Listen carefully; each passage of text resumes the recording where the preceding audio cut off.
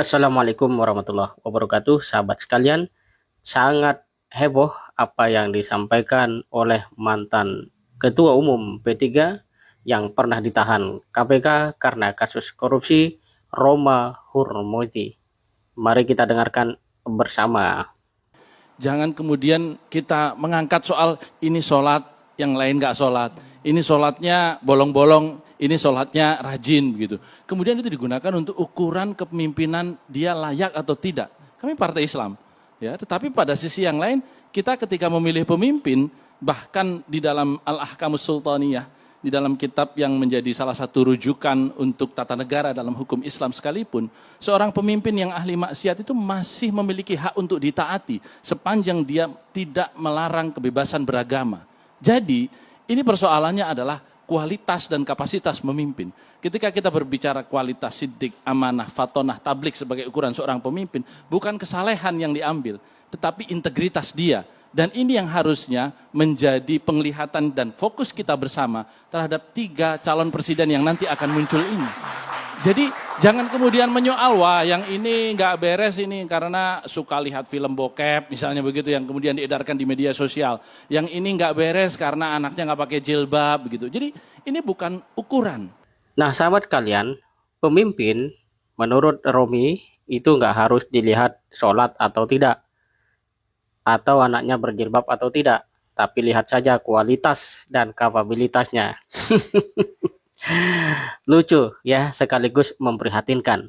Bagaimana seorang mantan ketua umum Partai Islam mengatakan bahwa pemimpin itu jangan dilihat sholat atau tidak, anaknya jilbab atau tidak, tapi lihat integritas dan kualitas kepemimpinan.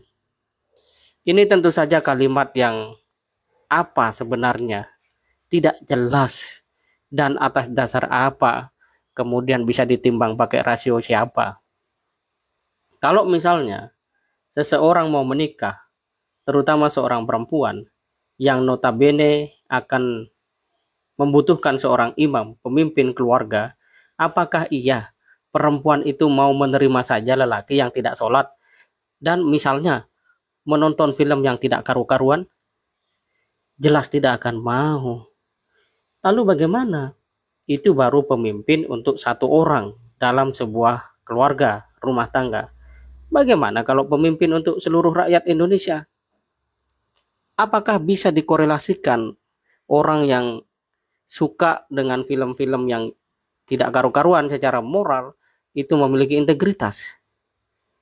Bagaimana ini korelasinya ya? Bingung. Tapi mungkin ada yang bisa memberikan penjelasan secara ilmiah. Jadi ungkapan Romi ini sangat tidak relevan dengan nalar sehat, lebih-lebih dengan norma agama. Lebih jauh, orang seperti dia ya seharusnya tidak diberi panggung oleh media. Tetapi ya hak media juga untuk dapat mengundang siapa saja. Toh itu adalah bagian dari pikiran-pikiran media sendiri.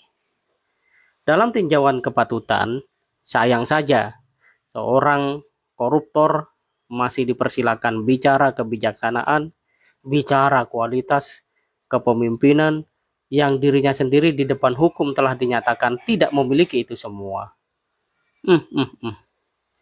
Tapi disinilah publik harus semakin peka dan sadar bahwa politik memang harus diisi oleh orang-orang yang baik.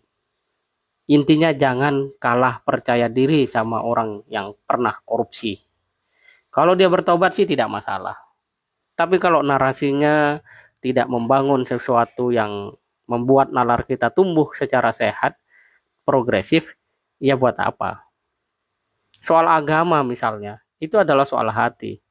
Soal yang jelas aturannya, soal yang sangat jelas historisnya, argumentasinya, bahkan membentuk satu norma hukum.